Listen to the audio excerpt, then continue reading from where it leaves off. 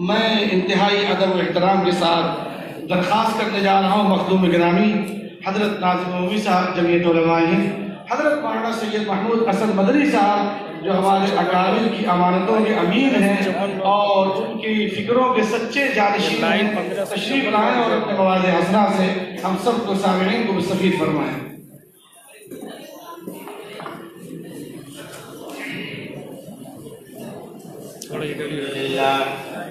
अल्हम्दुलिल्लाह नहमदुहु व नस्तईनुहु व नस्तगफिरुहु व नु'मिनु बिही व नतवक्कलु अलैहि व नऊज़ु बिल्लाहि मिन शुरूरि अनफुसिना व मिन सय्यिआति अमालिना मन यहदिहिल्लाहु फला मुदिल्ल लहु व मन युद्लिलहु फला हादिय लहु व नशहदु अन ला इलाहा इल्लल्लाह वहदहु ला शरीका लहु व नशहदु अन्न सय्यदना व मौलाना मुहम्मदन अब्दुहु व रसूलुहु सल्लल्लाहु तआला अलैहि व अला आलिहि व सहबिहि व बारक व सल्लम।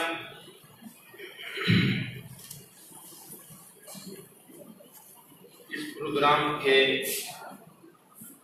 सदर मोहतरम मौलाना नसीब सिद्दीकी साहब और जमीयत उलमा की तरफ से शुरू किए जाने वाले इस प्रोग्राम के रूह रवां ऑर्गेनाइजर, जिन्होंने बिल्कुल शुरू से, जब सिर्फ सोचा जा सकता था, इस काम को शुरू किया और खामोशी से लगातार करते चले आ रहे हैं। मौलाना कलीमुल्लाह साहब,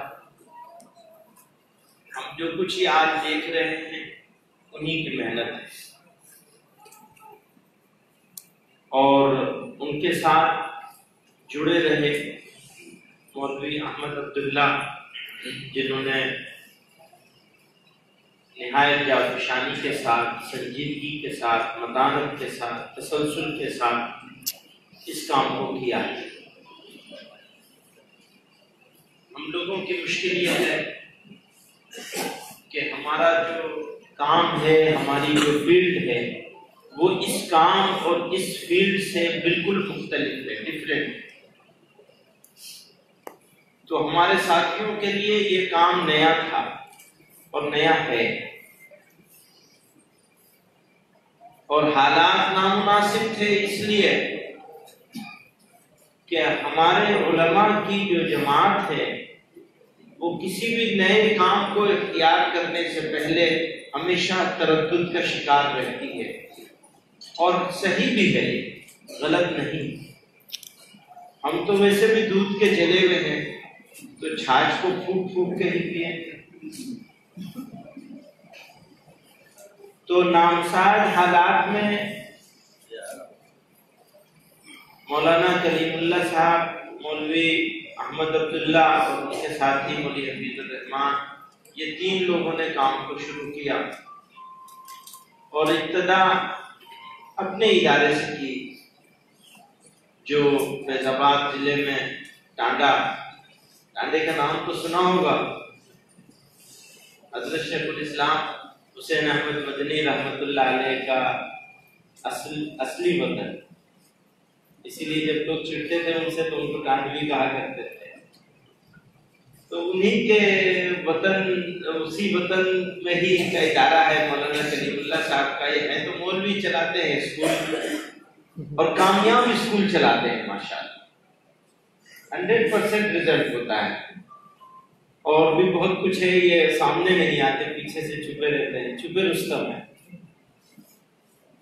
फिर मौलाना अपने इलाके में मौलाना बिनियामीन साहब, इनका भी शुक्रिया अदा करूंगा। दुख भी इन्होंने बहुत दिए हैं। मैं सोचता हूँ काश मौलवी यूसुफ जिंदा होते, जब तक वो जिंदा रहे तब तक हम उनको जो है उनके साथ मेरा मामला बहुत सख्ती का होता। वो इंतकाल हो गया, जगह खाली हो गई, वो पुर नहीं होगी। मौलाना बिनियामी साहब के नखरे हैं माशाअल्लाह, ये अपने हिसाब से काम करते हैं। मौलाना इनके साथ हैं मौलाना अबू जंदल साहब, तो वो पढ़ने पढ़ाने वाले आदमी हैं, तो सोचते हैं पढ़ने पढ़ाने से ज्यादा अफजल काम तो कोई है ही नहीं। बात भी सही है, गलत कुछ सोचते नहीं है। लेकिन जब लोग पिटने लगे और लोग जो है हमारा जवान गलत रास्ते पर चला जाए, हमारा जवान अपने आप को भूल जाए, अपनी शनाख्त को गुम कर दे, अपनी पहचान छूट जाए उससे, तो फिर इन मदरसों को बचाया कैसे जाए,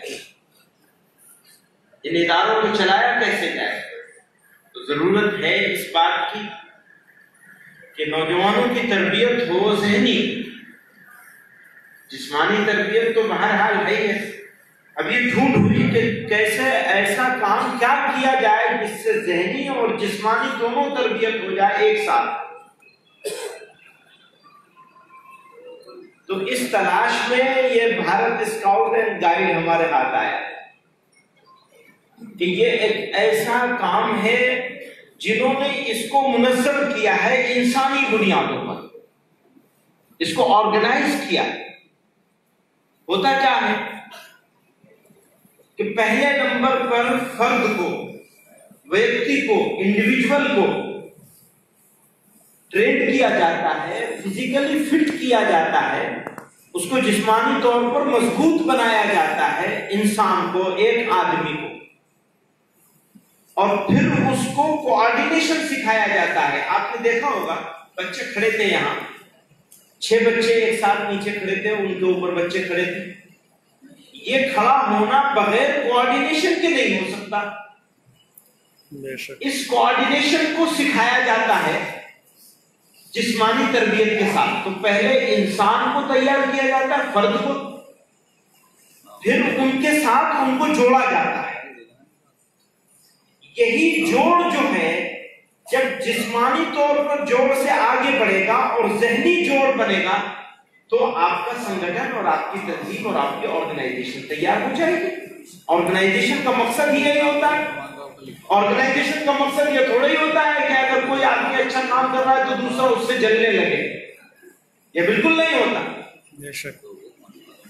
बल्कि जो कमी उसमें छूट रही है, उस कमी को दूर करके वो उसमें आगे आए।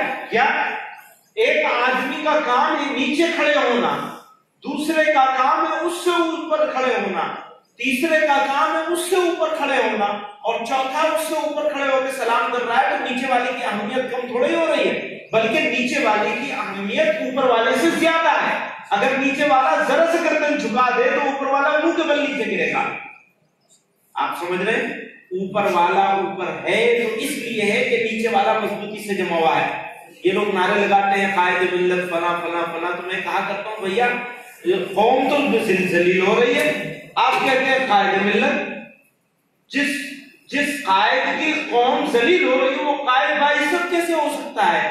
नीचे वाले को मजबूत होना है, नीचे वाले को स्ट्रॉन्ग होना है, नीचे वाले को समझदार होना है, तो ऊपर वाला ऊपर रह सकेगा। वरना ऊपर वाला तो बेचारा जो है नाक तुड़वा के बैठेगा और सर भी तुड़वाएगा, खड़ा ही नहीं रह सकता ना। आप समझ रहे हैं मेरी बात? आज ये मुज़ाकरा हुआ है, ये क्यों किया गया? मैं गया था गुजरात, हर साल जाता हूं तो उस इलाके में गया। इन्होंने कहा बच्चों का कुछ मुजाहरा करवा दिया जाए। बिल्कुल भरी धूप थी, सख्त धूप में इन बच्चों ने वो रेत में वो मुजाहरा किया था। अब ये पक्का फर्श है, तो मैं हम सारे इनके मुजाहरों में मेरा दिल करता रहा कि खुदा न खासा किसी बच्चे के सर में चोट आ गई तो क्या होगा, क्या जवाब देंगे। अभी हो रहा है क्योंकि ये जगह बिल्कुल नामुनासिब है इन बच्चों के लिए। अगर यही बाहर हो रहा होता अपने लॉन में या कच्ची जमीन पर, तो इन बच्चों की परफॉर्मेंस जो मैंने देखी है इससे डबल थी। अभी आधा परफॉर्म किया है इन्होंने, और मैंने इनसे कहा लोग तो इससे ज्यादा मत करो।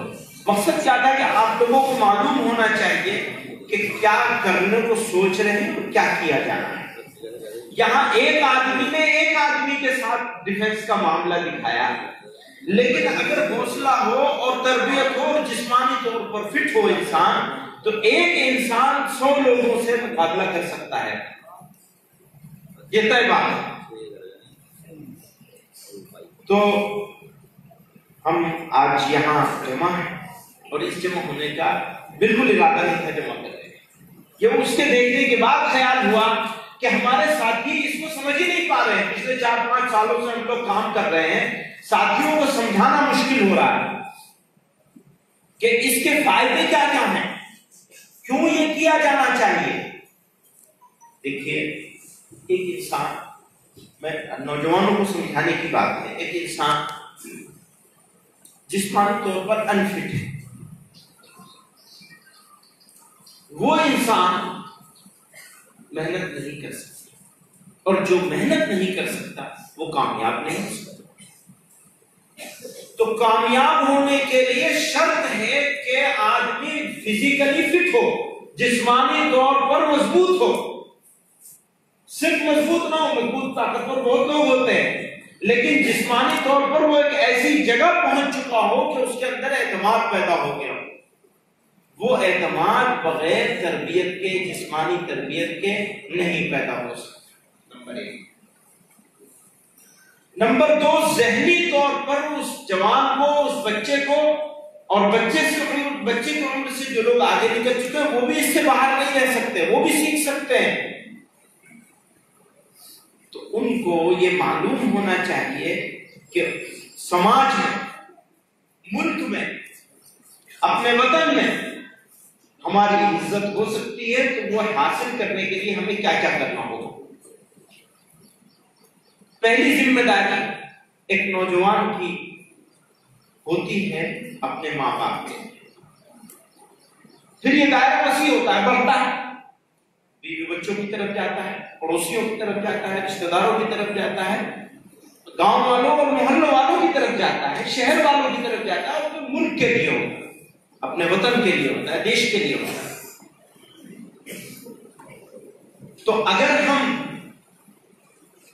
तरबियत हासिल करके जिस्मानी और जहनी, कैसा इखलाक होना चाहिए, ये भारत स्काउट एंड गाइड में सिखाया जाता है। वो सारी चीजें जो इस्लाम में, इस्लामी तालीमात में मौजूद हैं, तकरीबन सारी चीजें भारत स्काउट एंड गाइड्स की जहनी तरबियत की जो किताबें और कोर्स है उसमें मौजूद है।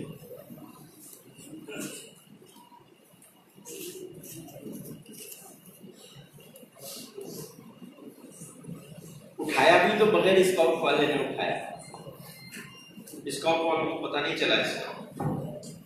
तो मैं ये अर्ज कर रहा था कि एक इज्जत हासिल करने का एक तरीका, इज्जत हासिल करने का एक तरीका यह है कि मेरे पास माल हो, मेरे पास अच्छी गाड़ी हो, अच्छा समाज में इज्जत हासिल करने के लिए जो आजकल सबसे आसान नुस्खा है कि पैसा हो।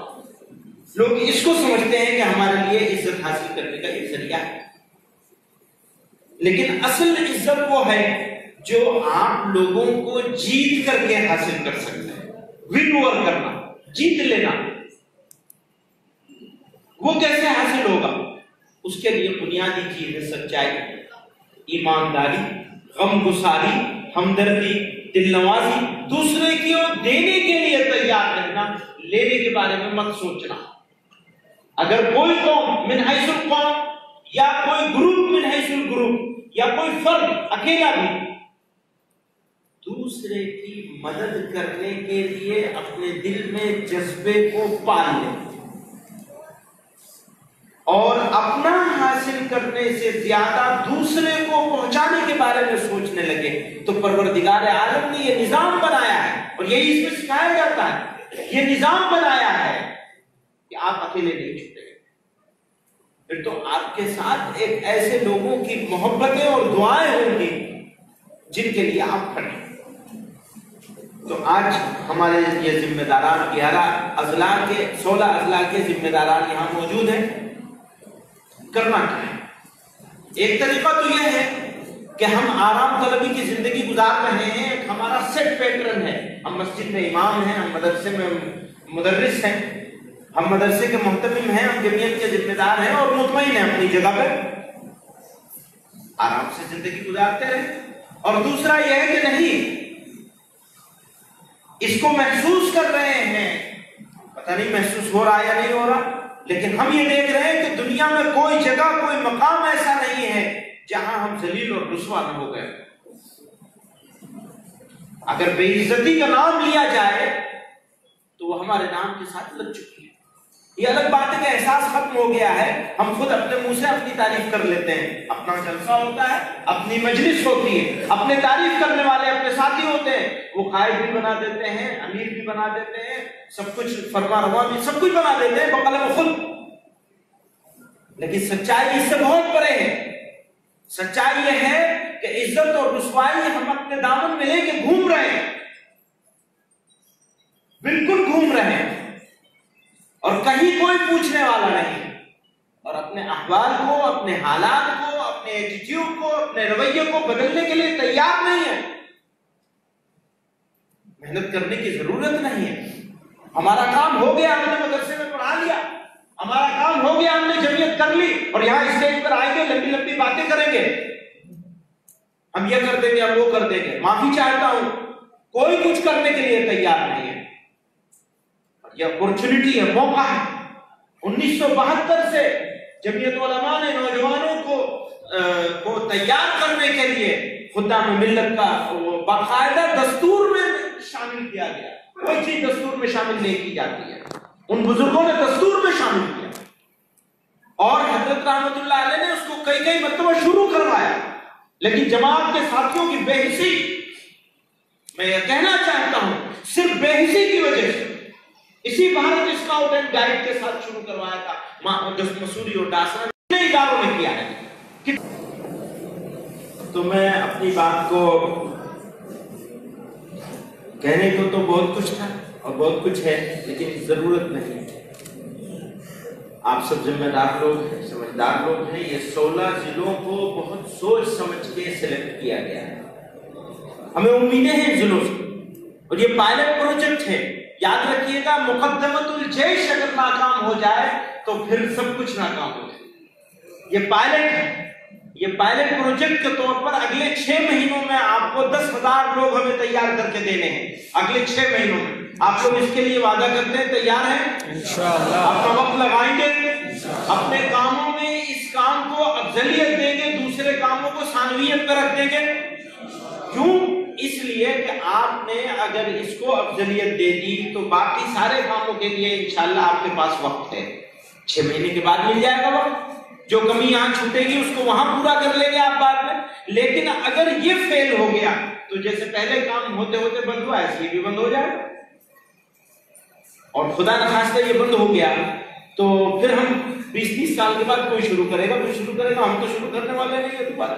वैसे भी जिंदगी के आखिरी मोड़ पर है, बस वापसी का सफर तो हमारे स्टार्ट हो चुका है। आप समझ रहे हैं मेरी बात? दोबारा कोई चांस नहीं लेगा। ये जिस फोर्स के साथ, जिस इरादे के साथ, जिस अज़्म के साथ हम शुरू किया है हमने, वो आप लोगों ने अगर पसर गए तो फिर वो तो सब खत्म हो जाएगा। तो ये एक चांस है, एक मौका है। हालांकि हम तो उन लोगों में से हैं जो साहिल पे उतरते हैं तो अपनी कश्तियों को जला देते हैं पीछे। आप समझ रहे हैं? साहिल पे उतरते हैं तो अपनी पीछे की कश्तियों को जला देते हैं। वापस जाने का हमारे पास कोई रास्ता नहीं वापस जाने का। ये जो पायलट प्रोजेक्ट है अगले 6 महीनों में, 6 महीनों का मतलब क्या है? अगस्त, सितंबर, अक्टूबर, नवंबर, दिसंबर, जनवरी, फरवरी में आपको 10,000 लोगों का प्रेजेंटेशन करना है, उसका मुजाहिरा करना है। अभी 100 लोगों का मुजाहिरा हुआ है, आपको 10,000 लोगों का मुजाहिरा करना है 6 महीने के बाद, 7वें महीने में इंशाअल्लाह, फरवरी के महीने में। तो तैयार हैं आप लोग इसके लिए? तरतीब के बारे में आप लोगों को अलग अलग कुछ बातें बताई भी गई हैं, आगे फिर बताई जाएंगी। बराबर प्रोग्राम होते रहेंगे। हम लोगों ने कल मीटिंग करके ये फैसला किया है कि 80-80 लोगों के 3 कैंप 80-80 लोगों के 2 मरतबा, तो वो 6 कैंप हो गए टोटल। तो 80 को 6 से ज़रब दीजिए, कितना होता है? 480 लोगों को तरबियत अगस्त के महीने में दी जाएगी और फिर इसका 4 गुना किया जाएगा, क्योंकि इस मरतबा सिर्फ 2 मरतबा हो रही है अगस्त के महीने में, बकरीद आने की वजह से बीच में और तैयारी न होने की वजह से। लेकिन सितंबर के महीने में कितनी तादाद होगी? कैलकुलेशन किया? नहीं किया? 5 नहीं 6 कैंप होंगे, 5 कैंप होंगे और वो 5 मरतबा चलेंगे। 5 कैंप नहीं 6 कैंप 5 मरतबा चलेंगे।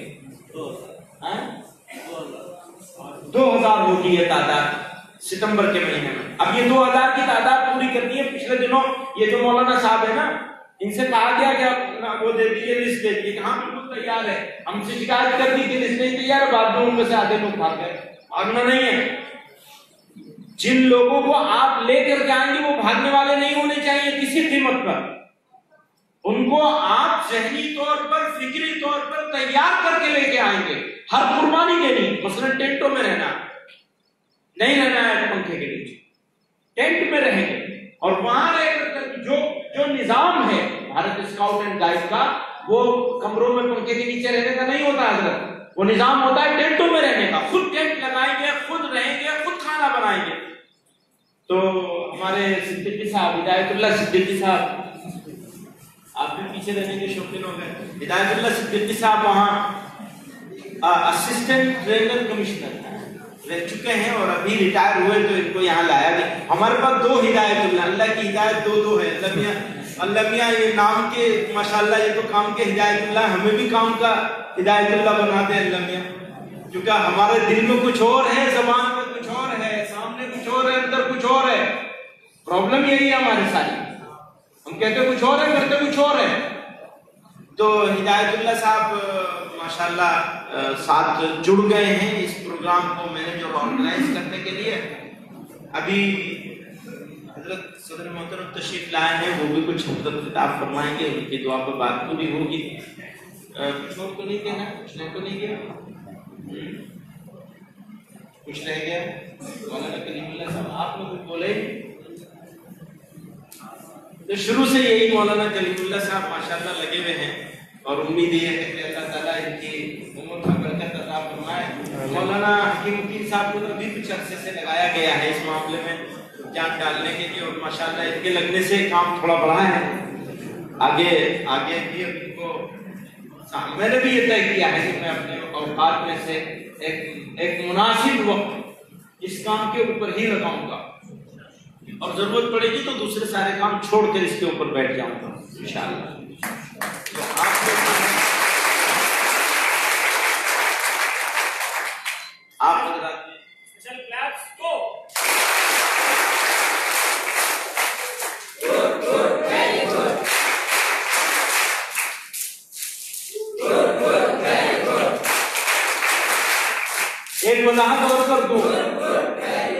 एक वजाहत और कर दूं कि ये तो है ज्यादातर स्कूल के स्टूडेंट्स, मदरसे और स्कूल के बच्चे, लेकिन ये बिल्कुल जरूरी नहीं है कि मदरसे और स्कूल के ही बच्चे, बाहर के बच्चों को भी, बाहर के जवानों को भी जो स्कूल कॉलेज में नहीं है उनको भी इसके साथ जोड़ना है। इसीलिए जमीयत यूथ क्लब बनाई गई, वरना तो यही चलता रहता। यही बहस हुई कि आखिर वो नौजवान जो स्कूल में पढ़े ही नहीं है या पढ़ ही नहीं रहे उनको कैसे जोड़ा जाए। तो ये हुआ कि जमीयत यूथ क्लब के नाम से एक तंजीम नहीं कहना चाहिए उसे, एक ग्रुप बना लिया जाए और वो ग्रुप में सब तरह के लोगों को शामिल किया जाए, स्कूल और कॉलेज के और मदरसों के बच्चे। तो भारत स्काउट एंड गाइड से डायरेक्ट जुड़ जाएंगे और जब वो एक लेवल की ट्रेनिंग पूरी कर चुकेंगे तो उनको खादिम मिल्लत बना लिया जाएगा। वो एक लेवल है 18 महीनों की ट्रेनिंग, जो 18 महीने ठीक है ना सिद्दीकी साहब, कि वो प्रवेश करेगा, प्रथम करेगा, द्वितीय करेगा, तृतीय जैसे ही करके सर्टिफिकेट मिलेगा तो उसके बाद उसका एक इंटरव्यू करेंगे हम, और अगर हम ये देखें कि आपकी रिपोर्ट और हमारा इंटरव्यू मैच करेगा तो हम उसको खादिम मिल्लत बना लेंगे। उससे पहले खादिम मिल्लत कोई बन नहीं सकेगा। खादिम मिल्लत वही बनेगा जो तीसरे दर्जे की ट्रेनिंग हासिल कर चुका होगा, चाहे कॉलेज में पढ़ने वाला हो, चाहे मदरसे में पढ़ने वाला हो, और चाहे पढ़ा लिखा हो लेकिन पढ़ छोड़ चुका हो, तो उसको भी ये 3 दर्जे की ट्रेनिंग क्रॉस करनी पड़ेगी, चाहे सर्टिफिकेट उसे मिले या ना मिले। शायद उसको सर्टिफिकेट नहीं मिलेगा ना, वो एज ग्रुप से निकल चुका होगा, मिल सकता है, रोवर्स में नहीं आएंगे उसको, तो उसको रोवर्स में ले आएंगे। और हमारी कोशिश ये है कि कुछ बच्चियों के इदारे हैं हमारे पास, तो वहां बच्चियों का अगर हमें फीमेल ट्रेनर मिल जाएगी कोई अच्छी, तो बच्चियों की ट्रेनिंग का काम भी हम इंशाल्लाह इसको स्टार्ट करेंगे। तो आप लोगों से अगेन हमारी दरख्वास्त है कि इसको यहाँ ये मुजाहरा मीडिया के लिए नहीं किया गया, ये मुजाहरा लोगों को बताने के लिए नहीं किया गया कि हम ये काम कर रहे हैं। पिछले 4-5 साल से काम कर रहे हैं और कहीं कोई अखबार, कोई मीडिया, कोई बयानबाजी हमने नहीं की, क्योंकि हमारा ये यकीन है कि दरख्त को दरख्त बनने से पहले, मट्टी की बीज को दरख्त बनने से पहले मट्टी की तारीकियों में गुम होना पड़ता है। और जो बीज मट्टी की तारीकी में गुम होने के लिए तैयार ना हो, जो खामोश काम करने के लिए तैयार ना हो, वो कभी भी तनावर घना दरख्त नहीं बन सकता। बेशक बेशक। दरख्त बनने के लिए बीज बनना पड़ेगा, बीज बनकर मट्टी की तारीकी में गुम होना पड़ेगा। पिछले 4-5 सालों से इस काम को खामोशी के साथ कर रहे हैं, आगे भी यही इरादा है कि इसको खामोशी के साथ किया जाएगा, इसको बहुत दिखावा और नुमाइश नहीं किया जाएगा।